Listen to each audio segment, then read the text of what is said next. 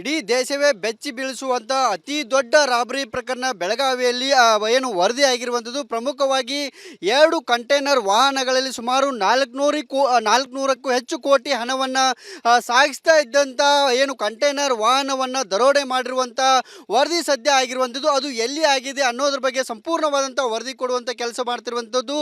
ಸದ್ಯ ನಾನಿರುವಂಥ ಸ್ಥಳ ಬೆಳಗಾವಿಯ ಏನು ಗಡಿ ಭಾಗದಲ್ಲಿರುವಂಥ ಚೋರ್ಲಾ ಘಾಟ್ನಲ್ಲಿ ಇರುವಂಥದ್ದು ಗಮನಿಸ್ಬೋದು. ಗೋವಾ ಮಹಾರಾಷ್ಟ್ರ ಗಡಿ ಭಾಗದಲ್ಲಿ ಇರುವಂಥದ್ದು. ಸದ್ಯ ಇದು ನಾನಿರುವಂಥ ಸ್ಥಳ ಚೋರ್ಲಾ ಘಾಟ್.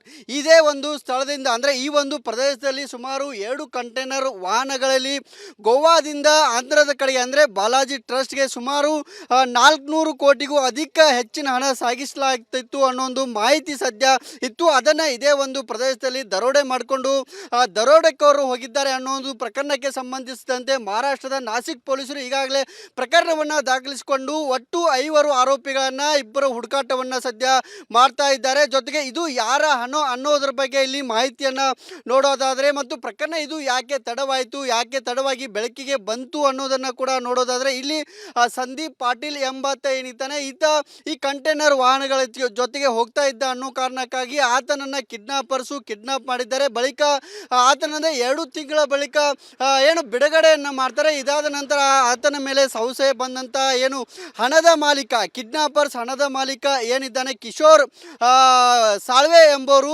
ಬಿಲ್ಡರ್ ಇದ್ದಾರೆ. ಅದು ಈ ಒಂದು ಹಣ 400 ಕೋಟಿ ಹಣ ಏನಿದೆ ಇದು ಕಿಶೋರ್ ಸಾಳ್ವೆ ಎಂಬುವರ ಮಾಹಿತಿ ಸದ್ಯ ಇರುವಂಥದ್ದು. ಹಾಗಾಗಿ ಈತನ ಮೇಲೆ ಅನುಮಾನ ಬಂದು ಸಂದೀಪ್ ಪಾಟೀಲ್ ನನ್ನ ಹಣವನ್ನು ಏನು ಎಸ್ಕೇಪ್ ಮಾಡಿದ್ದಾನೆ, ದರೋಡೆ ಮಾಡಿದ್ದಾನೆ, ರಾಬರಿ ಮಾಡಿದ್ದಾನೆ ಅನ್ನೋ ನಿಟ್ಟಿನಲ್ಲಿ ದೂರನ್ನು ಕೊಡ್ತಾರೆ. ಈ ಕುರಿತಂತೆ ಮಹಾರಾಷ್ಟ್ರದ ಏನು ಪೊಲೀಸರು ಗೌಪ್ಯವಾಗಿ ವಿಚಾರಣೆಯನ್ನು ಕೂಡ ಮಾಡ್ತಾರೆ. ಅಲ್ಲಿ ನಾನು ಯಾವುದೇ ಕಾರಣಕ್ಕೂ ತಪ್ಪನ್ನು ಮಾಡಿಲ್ಲ ಅನ್ನೋ ನಿಟ್ಟಿನಲ್ಲಿ ಸಂದೀಪ್ ಪಾಟೀಲ್ ಪರಿಪರಿಯಾಗಿ ಬೇಡ್ಕೊಳ್ತಾನೆ. ಆದರೆ ನೀನೇ ಹಣವನ್ನು ಕದ್ದುಕೊಂಡಿದ್ದೀಯಾ, ನೀನೇ ದರೋಡೆ ಮಾಡಿದೆಯಾ ಅನ್ನೋ ನಿಟ್ಟಿನಲ್ಲಿ ಆತ ಇಲ್ಲಿ ಪೊಲೀಸರು ಅವನ ಮೇಲೆ ಒತ್ತಡ ಇರುವ ಕೆಲಸವನ್ನು ಮಾಡ್ತಾರೆ. ಆದರೆ ನಾನು ಯಾವುದೇ ಕಾರಣಕ್ಕೂ ದರೋಡೆ ಮಾಡಿಲ್ಲ ಅನ್ನೋ ನಿಟ್ಟಿನಲ್ಲಿ ಅಲ್ಲಿಂದ ಅಥವಾ ವಾಪಸ್ ಬರುವಂಥ ಕೆಲಸವನ್ನು ಮಾಡ್ತೇನೆ. ಆದರೆ ಈ ವಿಚಾರವನ್ನು ಯಾರಿಗೂ ಕೂಡ ಹೇಳದಂತೆ ಆತನಿಗೆ ಜೀವ ಬೆದರಿಕೆಯನ್ನು ಕೂಡ ಹಾಕುವಂಥ ಕೆಲಸ ಕೂಡ ಆಗತ್ತೆ. ಇದಾದ ನಂತರ ಸಂದೀಪ್ ಪಾಟೀಲ್ ಏನು ಮಾಡ್ತಾನೆ, ಈತ ನಾಸಿಕ್ DYSP ಆದಿತ್ಯ ಎಂಬವರಿಗೆ ದೂರನ್ನು ಕೊಡ್ತಾನೆ. ಅದು ಡಿಸೆಂಬರ್ನಲ್ಲಿ ಪ್ರಕರಣ ಆಗುತ್ತೆ. ಪ್ರಕರಣ FIR ಕೂಡ ಆಗುತ್ತೆ. FIR ಸಂಬಂಧಪಟ್ಟಂತೆ ಈಗಾಗಲೇ 5 ವಶಕ್ಕೆ ಕೂಡ ಪಡೆದುಕೊಂಡಿರುವಂಥದ್ದು. ಆದರೆ ಈ ಒಂದು ದೇಶದ ಅತಿ ದೊಡ್ಡ ದರೋಡೆ ಪ್ರಕರಣ ಏನಿದೆ 400 ಕೋಟಿ ದರೋಡೆ ಪ್ರಕರಣ ಏನಿದೆ ಇದು ಏನು 2025 ಅಕ್ಟೋಬರ್ 16 ರಾತ್ರಿ ನಡೆದಿರುವಂಥದ್ದು ಗಮನಿಸ್ಬೋದು. ಸುತ್ತಲೂ ಪಶ್ಚಿಮ ಘಟ್ಟದ ಘಾಟ್ ಕೂಡ ಇರುವಂಥದ್ದು, ಸುಮಾರು ಪಶ್ಚಿಮ ಘಟ್ಟ ಘಾಟ್ ಇರುವಂಥದ್ದು. ಇದು ಹಣ ಯಾರಿಗೆ ಸೇರಿದ್ದು, ಇದು ಹವಾಲಾ ಹಣ ಇದೆಯಾ ಅಥವಾ ಇದು ಅಕ್ರಮವಾಗಿ ಇದನ್ನು ಸಾಗಿಸಲಾಗ್ತಾ ಇತ್ತಾ, ಜೊತೆಗೆ ಮಹಾರಾಷ್ಟ್ರದಲ್ಲಿ ಸ್ಥಳೀಯ ಸಂಸ್ಥೆಗಳ ಚುನಾವಣೆ ಕೂಡ ನಡೀತಾ ಇತ್ತು. ಆ ಒಂದು ಚುನಾವಣೆಗೂ ಈ ಒಂದು ಹಣ ಬಳಕೆ ಆಗ್ತಾ ಇತ್ತು ಅನ್ನೋದ್ರ ಬಗ್ಗೆ ಕೂಡ ಇಲ್ಲಿ ಸಾಕಷ್ಟು ಅನುಮಾನಗಳು ಕೂಡ ಇರುವಂಥದ್ದು. ಈ ಒಂದು ಪ್ರಕರಣವನ್ನು ಸಾಕಷ್ಟು ಗಂಭೀರವಾಗಿ ಪರಿಗಣಿಸಿದ್ದಾರೆ. ಈ ಒಂದು ಪರಿಗಣಿಸಿ ಏನು ನಾಸಿಕ್ ಪೊಲೀಸರು ಈಗಾಗಲೇ SIT ತನಿಖೆಯನ್ನು ಕೂಡ ಪಾರು ಮಾಡಿರುವಂಥದ್ದು. ಜೊತೆಗೆ ಈ ಒಂದು ಏನು ಪ್ರದೇಶ ಏನಿದೆ ಇದು ಬೆಳಗಾವಿ ಏನು ವಿಭಾಗಕ್ಕೆ ಸೇರಿರುವಂಥದ್ದು. ಹಾಗಾಗಿ ಬೆಳಗಾವಿಯ SP ಅವರಿಗೂ ಕೂಡ ಈಗಾಗಲೇ ಮಹಾರಾಷ್ಟ್ರ ಪೊಲೀಸರು ಪತ್ರವನ್ನು ಬರೆದು ತನಿಖೆಗೆ ಸಹಕಾರವನ್ನು ಕೊಡಬೇಕು. ಇದೇ ಒಂದು ರೀತಿ ಇಲ್ಲಿ ಇಂಥ ಪ್ರಕರಣ ಆಗಿದೆ, ಹಾಗಾಗಿ ತನಿಖೆಗೆ ಸಹಕಾರವನ್ನು ಕೊಡಬೇಕು ಅನ್ನೋ ನಿಟ್ಟಿನಲ್ಲಿ ಮಹಾರಾಷ್ಟ್ರ ಪೊಲೀಸರು ಕೂಡ ಈಗಾಗಲೇ ಪತ್ರವನ್ನು ಬೆಳಗಾವಿಯ SP ಆಗಿರುವಂಥ K ರಾಮರಾಜನ್ ಅವ್ರಿಗೆ ಕೂಡ ಬರೆದಿರುವಂಥದ್ದು. ಹಾಗಾಗಿ ಈ ಒಂದು ವ್ಯಾಪ್ತಿ ಏನಿದು ಖಾನಾಪುರ ವ್ಯಾಪ್ತಿ ಇರುವಂಥದ್ದು. ಹಾಗಾಗಿ ಖಾನಾಪುರ ಪೊಲೀಸರು ಕೂಡ ಹೆಚ್ಚಿನ ತನಿಖೆಗಾಗಿ ಮಾಹಿತಿಗಾಗಿ ಈಗಾಗಲೇ ನಾಸಿಕ್ಗೂ ಕೂಡ ಹೋಗಿ ಅಲ್ಲಿ ಪರಿಶೀಲನೆ ಮಾಡುವಂಥ ಕೆಲಸವನ್ನು ಕೂಡ ಮಾಡ್ತಾಯಿದ್ರು. ಪ್ರಮುಖವಾಗಿ ಈ ಒಂದು ಹಣ ಏನಿದೆ ಗೋವಾದಿಂದ ಆಂಧ್ರ ಕಡೆ ಅಂದರೆ ಕರ್ನಾಟಕಕ್ಕೆ ಬಂದು ಕರ್ನಾಟಕದಿಂದ ಬಾಲಾಜಿ ಟ್ರಸ್ಟ್ಗೆ ಹೋಗ್ತಾ ಇತ್ತು ಅನ್ನೋ ಒಂದು ಮಾಹಿತಿ ಇರುವಂಥದ್ದು. ಸದ್ಯ ಇದು ಬೆಳಗಾವಿ ಹೋಗುವಂಥ ಪ್ರದೇಶ ಆಗಿರುವಂಥದ್ದು. ಪ್ರಮುಖವಾಗಿ ಇದು ಬೆಳಗಾವಿಗೆ ಹೋಗುವಂಥ ಪ್ರದೇಶ ಕೂಡ ಆಗಿರುವಂಥದ್ದು. ಇಲ್ಲಿಂದ ಇದು ಆಂಧ್ರಕ್ಕೆ ಹೋಗ್ತಾ ಇತ್ತು ಅನ್ನೋ ಒಂದು ಮಾಹಿತಿ ಸದ್ಯ ಇರುವಂಥದ್ದು. ಇಲ್ಲಿ ಪ್ರಮುಖವಾಗಿ ಗಮನಿಸಬೇಕಾದ ಅಂಶ ಅಂದರೆ ಸಂದೀಪ್ ಪಾಟೀಲ್ ಎಂಬಾತೇನೋ ಒಂದು ವಿಡಿಯೋ ಹೇಳಿಕೆಯನ್ನು ಮಾಡ್ತಾನೆ. ವಿಡಿಯೋ ಹೇಳಿಕೆಯನ್ನು ಬಿಡುಗಡೆ ಮಾಡಿ ಆತ ಈ ಘಟನೆಯ ಸಂಪೂರ್ಣವಾದಂಥ ವಿವರವನ್ನು ಕೊಡ್ತಾನೆ. ಅದರಲ್ಲಿ ಈ ಒಂದು 2 ಕಂಟೈನರ್ಗಳಲ್ಲಿ 400 ಕೋಟಿ ಹಣ ಇರಲಿಲ್ಲ, ಜೊತೆಗೆ ಸುಮಾರು 1000 ಕೋಟಿ ಹಣ ಇತ್ತು ಅನ್ನೋದು ನನಗೆ ಗೊತ್ತಾಗಿದ್ದು ಕಿಶೋರ್ ಅವರ ಆಫೀಸ್ಗೆ ಹೋದಂಥ ಸಂದರ್ಭದಲ್ಲಿ ಎಲ್ಲ ವಿವರಗಳನ್ನು ಕೂಡ ನಾನು ಬಿಲ್ಡರ್ ಕಿಶೋರ್ ಅವರಿಗೆ ಹೇಳ್ತೇನೆ. ಆದರೂ ಕೂಡ ಅವರು ಕೇಳೋದಿಲ್ಲ. ಆದರೆ ನಿಜವಾಗಿ ಕಳ್ಳತನ ಮಾಡಿದವರು ನಾವಲ್ಲ.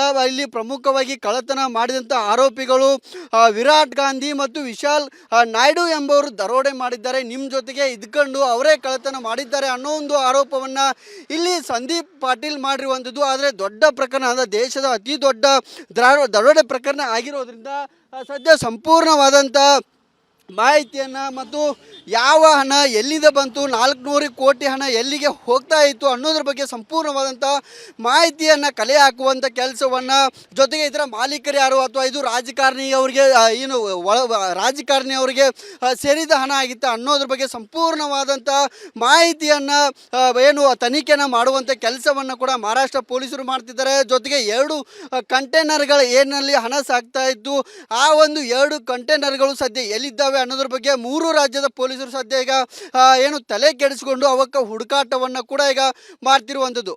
ಕ್ಯಾಮ್ರಾ ಪರ್ಸನ್ ಮಹಾಂತೇಶ್ ಜೊತೆ ಮೈಲೇರ್ ಪಡಾದ್, ರಿಪಬ್ಲಿಕ್ ಆಡ, ಬೆಳಗಾವಿ. ಇಡೀ ದೇಶವೇ ಬೆಚ್ಚಿ ಬೀಳಿಸುವಂಥ ಅತಿ ದೊಡ್ಡ ರಾಬರಿ ಪ್ರಕರಣ ಬೆಳಗಾವಿಯಲ್ಲಿ ಏನು ವರದಿ ಆಗಿರುವಂಥದ್ದು. ಪ್ರಮುಖವಾಗಿ 2 ಕಂಟೈನರ್ ವಾಹನಗಳಲ್ಲಿ ಸುಮಾರು 400ಕ್ಕೂ ಹೆಚ್ಚು ಕೋಟಿ ಹಣವನ್ನು ಸಾಗಿಸ್ತಾ ಇದ್ದಂಥ ಏನು ಕಂಟೈನರ್ ವಾಹನವನ್ನು ದರೋಡೆ ಮಾಡಿರುವಂಥ ವರದಿ ಸದ್ಯ ಆಗಿರುವಂಥದ್ದು. ಅದು ಎಲ್ಲಿ ಆಗಿದೆ ಅನ್ನೋದ್ರ ಬಗ್ಗೆ ಸಂಪೂರ್ಣವಾದಂಥ ವರದಿ ಕೊಡುವಂಥ ಕೆಲಸ ಮಾಡ್ತಿರುವಂಥದ್ದು. ಸದ್ಯ ನಾನಿರುವಂಥ ಸ್ಥಳ ಬೆಳಗಾವಿಯ ಏನು ಗಡಿ ಭಾಗದಲ್ಲಿರುವಂಥ ಚೋರ್ಲಾ ಘಾಟ್ನಲ್ಲಿ ಇರುವಂಥದ್ದು ಗಮನಿಸ್ಬೋದು. ಗೋವಾ ಮಹಾರಾಷ್ಟ್ರ ಗಡಿ ಭಾಗದಲ್ಲಿ ಇರುವಂಥದ್ದು. ಸದ್ಯ ಇದು ನಾನಿರುವಂಥ ಸ್ಥಳ ಚೋರ್ಲಾ ಘಾಟ್. ಇದೇ ಒಂದು ಸ್ಥಳದಿಂದ, ಅಂದರೆ ಈ ಒಂದು ಪ್ರದೇಶದಲ್ಲಿ ಸುಮಾರು 2 ಕಂಟೈನರ್ ವಾಹನಗಳಲ್ಲಿ ಗೋವಾದಿಂದ ಆಂಧ್ರದ ಕಡೆಗೆ, ಅಂದರೆ ಬಾಲಾಜಿ ಟ್ರಸ್ಟ್ಗೆ ಸುಮಾರು 400 ಕೋಟಿಗೂ ಅಧಿಕ ಹೆಚ್ಚಿನ ಹಣ ಸಾಗಿಸಲಾಗ್ತಿತ್ತು ಅನ್ನೋ ಒಂದು ಮಾಹಿತಿ ಸದ್ಯ ಇತ್ತು. ಅದನ್ನು ಇದೇ ಒಂದು ಪ್ರದೇಶದಲ್ಲಿ ದರೋಡೆ ಮಾಡಿಕೊಂಡು ದರೋಡೆಕೋರರು ಹೋಗಿದ್ದಾರೆ ಅನ್ನೋ ಒಂದು ಪ್ರಕರಣಕ್ಕೆ ಸಂಬಂಧಿಸಿದಂತೆ ಮಹಾರಾಷ್ಟ್ರದ ನಾಸಿಕ್ ಪೊಲೀಸರು ಈಗಾಗಲೇ ಪ್ರಕರಣವನ್ನು ದಾಖಲಿಸಿಕೊಂಡು ಒಟ್ಟು 5 ಆರೋಪಿಗಳನ್ನು 2 ಹುಡುಕಾಟವನ್ನು ಸದ್ಯ ಮಾಡ್ತಾ ಇದ್ದಾರೆ. ಜೊತೆಗೆ ಇದು ಯಾರ ಹಣ ಅನ್ನೋದ್ರ ಬಗ್ಗೆ ಇಲ್ಲಿ ಮಾಹಿತಿಯನ್ನು ನೋಡೋದಾದರೆ ಮತ್ತು ಪ್ರಕರಣ ಇದು ಯಾಕೆ ತಡವಾಯಿತು, ಯಾಕೆ ತಡವಾಗಿ ಬೆಳಕಿಗೆ ಬಂತು ಅನ್ನೋದನ್ನು ಕೂಡ ನೋಡೋದಾದರೆ ಇಲ್ಲಿ ಸಂದೀಪ್ ಪಾಟೀಲ್ ಎಂಬಾತ ಏನಿದ್ದಾನೆ, ಈತ ಈ ಕಂಟೈನರ್ ವಾಹನಗಳ ಜೊತೆಗೆ ಹೋಗ್ತಾ ಇದ್ದ ಅನ್ನೋ ಕಾರಣಕ್ಕಾಗಿ ಆತನನ್ನು ಕಿಡ್ನಾಪ್ ಮಾಡಿದ್ದಾರೆ. ಬಳಿಕ ಆತನನ್ನು 2 ತಿಂಗಳ ಬಳಿಕ ಏನು ಬಿಡುಗಡೆಯನ್ನು ಮಾಡ್ತಾರೆ. ಇದಾದ ನಂತರ ಆತನ ಮೇಲೆ ಸಂಶಯ ಬಂದಂಥ ಏನು ಹಣದ ಮಾಲೀಕ, ಹಣದ ಮಾಲೀಕ ಏನಿದ್ದಾನೆ ಕಿಶೋರ್ ಸಾಳ್ವೆ ಎಂಬವರು ಬಿಲ್ಡರ್ ಇದ್ದಾರೆ. ಅದು ಈ ಒಂದು ಹಣ 400 ಕೋಟಿ ಹಣ ಏನಿದೆ ಇದು ಕಿಶೋರ್ ಸಾಳ್ವೆ ಎಂಬುವರ ಮಾಹಿತಿ ಸದ್ಯ ಇರುವಂಥದ್ದು. ಹಾಗಾಗಿ ಈತನ ಮೇಲೆ ಅನುಮಾನ ಬಂದು ಸಂದೀಪ್ ಪಾಟೀಲ್ ನನ್ನ ಹಣವನ್ನು ಏನು ಎಸ್ಕೇಪ್ ಮಾಡಿದ್ದಾನೆ, ದರೋಡೆ ಮಾಡಿದ್ದಾನೆ, ರಾಬರಿ ಮಾಡಿದ್ದಾನೆ ಅನ್ನೋ ನಿಟ್ಟಿನಲ್ಲಿ ದೂರನ್ನು ಕೊಡ್ತಾರೆ. ಈ ಕುರಿತಂತೆ ಮಹಾರಾಷ್ಟ್ರದ ಏನು ಪೊಲೀಸರು ಗೌಪ್ಯವಾಗಿ ವಿಚಾರಣೆಯನ್ನು ಕೂಡ ಮಾಡ್ತಾರೆ. ಅಲ್ಲಿ ನಾನು ಯಾವುದೇ ಕಾರಣಕ್ಕೂ ತಪ್ಪನ್ನು ಮಾಡಿಲ್ಲ ಅನ್ನೋ ನಿಟ್ಟಿನಲ್ಲಿ ಸಂದೀಪ್ ಪಾಟೀಲ್ ಪರಿಪರಿಯಾಗಿ ಬೇಡ್ಕೊಳ್ತಾನೆ. ಆದರೆ ನೀನೇ ಹಣವನ್ನು ಕದ್ದುಕೊಂಡಿದ್ದೀಯಾ, ನೀನೇ ದರೋಡೆ ಮಾಡಿದೆಯಾ ಅನ್ನೋ ನಿಟ್ಟಿನಲ್ಲಿ ಆತ ಇಲ್ಲಿ ಪೊಲೀಸರು ಅವನ ಮೇಲೆ ಒತ್ತಡ ಹೇರುವ ಕೆಲಸವನ್ನು ಮಾಡ್ತಾರೆ. ಆದರೆ ನಾನು ಯಾವುದೇ ಕಾರಣಕ್ಕೂ ದರೋಡೆ ಮಾಡಿಲ್ಲ ಅನ್ನೋ ನಿಟ್ಟಿನಲ್ಲಿ ಅಲ್ಲಿಂದ ಅಥವಾ ವಾಪಸ್ ಬರುವಂಥ ಕೆಲಸವನ್ನು ಮಾಡ್ತೇನೆ. ಆದರೆ ಈ ವಿಚಾರವನ್ನು ಯಾರಿಗೂ ಕೂಡ ಹೇಳದಂತೆ ಆತನಿಗೆ ಜೀವ ಬೆದರಿಕೆಯನ್ನು ಕೂಡ ಹಾಕುವಂಥ ಕೆಲಸ ಕೂಡ ಆಗತ್ತೆ. ಇದಾದ ನಂತರ ಸಂದೀಪ್ ಪಾಟೀಲ್ ಏನು ಮಾಡ್ತಾನೆ, ಈತ ನಾಸಿಕ್ DYSP ಆದಿತ್ಯ ಎಂಬವರಿಗೆ ದೂರನ್ನು ಕೊಡ್ತಾನೆ. ಅದು ಡಿಸೆಂಬರ್ನಲ್ಲಿ ಪ್ರಕರಣ ಆಗುತ್ತೆ. ಪ್ರಕರಣ FIR ಕೂಡ ಆಗುತ್ತೆ. FIR ಸಂಬಂಧಪಟ್ಟಂತೆ ಈಗಾಗಲೇ 5 ವಶಕ್ಕೆ ಕೂಡ ಪಡೆದುಕೊಂಡಿರುವಂಥದ್ದು. ಆದರೆ ಈ ಒಂದು ದೇಶದ ಅತಿ ದೊಡ್ಡ ದರೋಡೆ ಪ್ರಕರಣ ಏನಿದೆ, 400 ಕೋಟಿ ದರೋಡೆ ಪ್ರಕರಣ ಏನಿದೆ, ಇದು ಏನು 2025 ಅಕ್ಟೋಬರ್ 16 ರಾತ್ರಿ ನಡೆದಿರುವಂಥದ್ದು ಗಮನಿಸ್ಬೋದು. ಸುತ್ತಲೂ ಪಶ್ಚಿಮ ಘಟ್ಟದ ಘಾಟ್ ಕೂಡ ಇರುವಂಥದ್ದು, ಸುಮಾರು ಪಶ್ಚಿಮ ಘಟ್ಟ ಘಾಟ್ ಇರುವಂಥದ್ದು. ಇದು ಹಣ ಯಾರಿಗೆ ಸೇರಿದ್ದು, ಇದು ಹವಾಲಾ ಹಣ ಇದೆಯಾ ಅಥವಾ ಇದು ಅಕ್ರಮವಾಗಿ ಇದನ್ನು ಸಾಗಿಸಲಾಗ್ತಾ ಇತ್ತಾ, ಜೊತೆಗೆ ಮಹಾರಾಷ್ಟ್ರದಲ್ಲಿ ಸ್ಥಳೀಯ ಸಂಸ್ಥೆಗಳ ಚುನಾವಣೆ ಕೂಡ ನಡೀತಾ ಇತ್ತು. ಆ ಒಂದು ಚುನಾವಣೆಗೂ ಈ ಒಂದು ಹಣ ಬಳಕೆ ಆಗ್ತಾ ಇತ್ತು ಅನ್ನೋದ್ರ ಬಗ್ಗೆ ಕೂಡ ಇಲ್ಲಿ ಸಾಕಷ್ಟು ಅನುಮಾನಗಳು ಕೂಡ ಇರುವಂಥದ್ದು. ಈ ಒಂದು ಪ್ರಕರಣವನ್ನು ಸಾಕಷ್ಟು ಗಂಭೀರವಾಗಿ ಪರಿಗಣಿಸಿದ್ದಾರೆ. ಈ ಒಂದು ಪರಿಗಣಿಸಿ ಏನು ನಾಸಿಕ್ ಪೊಲೀಸರು ಈಗಾಗಲೇ SIT ತನಿಖೆಯನ್ನು ಕೂಡ ಪಾರು ಮಾಡಿರುವಂಥದ್ದು. ಜೊತೆಗೆ ಈ ಒಂದು ಏನು ಪ್ರದೇಶ ಏನಿದೆ ಇದು ಬೆಳಗಾವಿ ಏನು ವಿಭಾಗಕ್ಕೆ ಸೇರಿರುವಂಥದ್ದು. ಹಾಗಾಗಿ ಬೆಳಗಾವಿಯ SP ಅವರಿಗೂ ಕೂಡ ಈಗಾಗಲೇ ಮಹಾರಾಷ್ಟ್ರ ಪೊಲೀಸರು ಪತ್ರವನ್ನು ಬರೆದು ತನಿಖೆಗೆ ಸಹಕಾರವನ್ನು ಸಹಕಾರವನ್ನು ಕೊಡಬೇಕು. ಇದೇ ಒಂದು ರೀತಿ ಇಲ್ಲಿ ಇಂಥ ಪ್ರಕರಣ ಆಗಿದೆ, ಹಾಗಾಗಿ ತನಿಖೆ ಸಹಕಾರವನ್ನು ಕೊಡಬೇಕು ಅನ್ನೋ ನಿಟ್ಟಿನಲ್ಲಿ ಮಹಾರಾಷ್ಟ್ರ ಪೊಲೀಸರು ಕೂಡ ಈಗಾಗಲೇ ಪತ್ರವನ್ನು ಬೆಳಗಾವಿಯ SP ಆಗಿರುವಂಥ ರಾಮರಾಜನ್ ಅವರಿಗೆ ಕೂಡ ಬರೆದಿರುವಂಥದ್ದು. ಹಾಗಾಗಿ ಈ ಒಂದು ವ್ಯಾಪ್ತಿ ಏನಿದು ಖಾನಾಪುರ ವ್ಯಾಪ್ತಿ ಇರುವಂಥದ್ದು. ಹಾಗಾಗಿ ಖಾನಾಪುರ ಪೊಲೀಸರು ಕೂಡ ಹೆಚ್ಚಿನ ತನಿಖೆಗಾಗಿ ಮಾಹಿತಿಗಾಗಿ ಈಗಾಗಲೇ ನಾಸಿಕಕ್ಕೂ ಕೂಡ ಹೋಗಿ ಅಲ್ಲಿ ಪರಿಶೀಲನೆ ಮಾಡುವಂಥ ಕೆಲಸವನ್ನು ಕೂಡ ಮಾಡ್ತಾಯಿದ್ರು. ಪ್ರಮುಖವಾಗಿ ಈ ಒಂದು ಹಣ ಏನಿದೆ ಗೋವಾದಿಂದ ಆಂಧ್ರ ಕಡೆ ಅಂದರೆ ಕರ್ನಾಟಕಕ್ಕೆ ಬಂದು ಕರ್ನಾಟಕದಿಂದ ಬಾಲಾಜಿ ಟ್ರಸ್ಟ್ಗೆ ಹೋಗ್ತಾ ಇತ್ತು ಅನ್ನೋ ಒಂದು ಮಾಹಿತಿ ಇರುವಂಥದ್ದು. ಸದ್ಯ ಇದು ಬೆಳಗಾವಿ ಹೋಗುವಂಥ ಪ್ರದೇಶ ಆಗಿರುವಂಥದ್ದು. ಪ್ರಮುಖವಾಗಿ ಇದು ಬೆಳಗಾವಿಗೆ ಹೋಗುವಂಥ ಪ್ರದೇಶ ಕೂಡ ಆಗಿರುವಂಥದ್ದು. ಇಲ್ಲಿಂದ ಇದು ಆಂಧ್ರಕ್ಕೆ ಹೋಗ್ತಾ ಇತ್ತು ಅನ್ನೋ ಒಂದು ಮಾಹಿತಿ ಸದ್ಯ ಇರುವಂಥದ್ದು. ಇಲ್ಲಿ ಪ್ರಮುಖವಾಗಿ ಗಮನಿಸಬೇಕಾದ ಅಂಶ ಅಂದರೆ ಸಂದೀಪ್ ಪಾಟೀಲ್ ಎಂಬಾತೇನೋ ಒಂದು ವಿಡಿಯೋ ಹೇಳಿಕೆಯನ್ನು ಮಾಡ್ತಾನೆ. ವಿಡಿಯೋ ಹೇಳಿಕೆಯನ್ನು ಬಿಡುಗಡೆ ಮಾಡಿ ಆತ ಈ ಘಟನೆಯ ಸಂಪೂರ್ಣವಾದಂಥ ವಿವರವನ್ನು ಕೊಡ್ತಾನೆ. ಅದರಲ್ಲಿ ಈ ಒಂದು 2 ಕಂಟೈನರ್ಗಳಲ್ಲಿ 400 ಕೋಟಿ ಹಣ ಇರಲಿಲ್ಲ, ಜೊತೆಗೆ ಸುಮಾರು 1000 ಕೋಟಿ ಹಣ ಇತ್ತು ಅನ್ನೋದು ನನಗೆ ಗೊತ್ತಾಗಿದ್ದು ಕಿಶೋರ್ ಅವರ ಆಫೀಸ್ಗೆ ಹೋದಂಥ ಸಂದರ್ಭದಲ್ಲಿ ಎಲ್ಲ ವಿವರಗಳನ್ನು ಕೂಡ ನಾನು ಕಿಶೋರ್ ಅವರಿಗೆ ಬಿಲ್ಡರ್ ಕಿಶೋರ್ ಅವರಿಗೆ ಹೇಳ್ತೇನೆ. ಆದರೂ ಕೂಡ ಅವರು ಕೇಳೋದಿಲ್ಲ. ಆದರೆ ನಿಜವಾಗಿ ಕಳ್ಳತನ ಮಾಡಿದವರು ನಾವಲ್ಲ.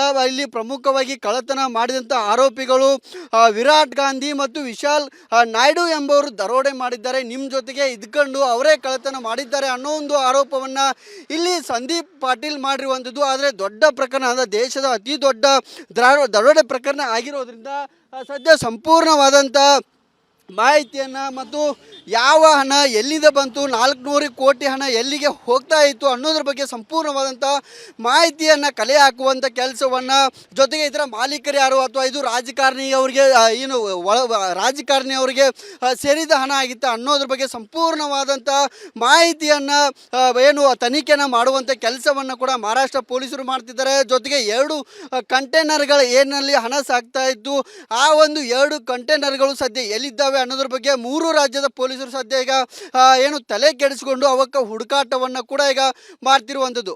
ಕ್ಯಾಮ್ರಾ ಪರ್ಸನ್ ಮಹಾಂತೇಶ್ ಜೊತೆ ಮೈಲಾರಿಪುರ ರಿಪಬ್ಲಿಕ್ ಆಡ ಬೆಳಗಾವಿ.